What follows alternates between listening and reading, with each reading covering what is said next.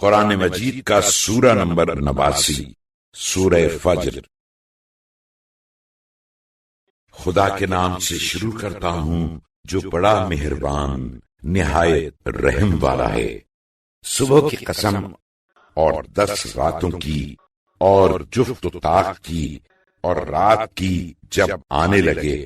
عقل مند کے واسطے تو یہ ضرور بڑی قسم ہے کہ کفار پر ضرور عذاب ہوگا۔ کیا تم نے نہیں دیکھا کہ تمہارے پروردگار نے عاد کے ساتھ کیا کیا، اور سمود یعنی ارم والے دراز قد جن کا مثل تمام دنیا کے شہروں میں کوئی پیدا ہی نہیں کیا گیا،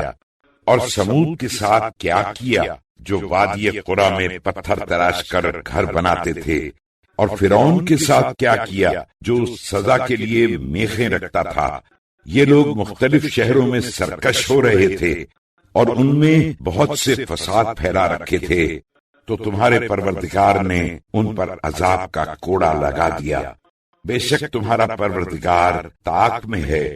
لیکن انسان جب اس کو اس کا پروردگار اس طرح آزماتا ہے کہ اس کو عزت و نعمت دیتا ہے تو کہتا ہے کہ میرے پروردگار نے مجھے عزت دی ہے، مگر جب اس کو اس طرح آزماتا ہے کہ اس پر روزی کو تنگ کر دیتا ہے تو بول اٹھتا ہے کہ میرے پروردگار نے مجھے ذلیل کیا۔ ہرگز نہیں، بلکہ تم لوگ نہ یتیم کی خاطرداری کرتے ہو اور نہ محتاج کو کھانا کھلانے کی ترغیب دیتے ہو، اور میراث کے مال حلال و حرام کو سمیٹ کر چکھ جاتے ہو، اور مال کو بہت ہی عزیز رکھتے ہو۔ سن رکھو کہ جب زمین کوٹ کوٹ کر ریزہ ریزہ کر دی جائے گی اور تمہارے پروردگار کا حکم اور فرشتے قطار کے قطار آ جائیں گے، اور اس دن جہنم سامنے کر دی جائے گی، اس دن انسان چونکے گا، مگر اب چونکنا کہاں فائدہ دے گا۔ اس وقت کہے گا کہ کاش میں نے اپنی اس زندگی کے واسطے کچھ پہلے بھیجا ہوتا، تو اس دن خدا ایسا عذاب کرے گا کہ کسی نے ویسا عذاب نہ کیا ہوگا،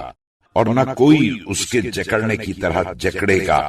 اور کچھ لوگوں سے کہے گا، اے اطمینان پانے والی جان،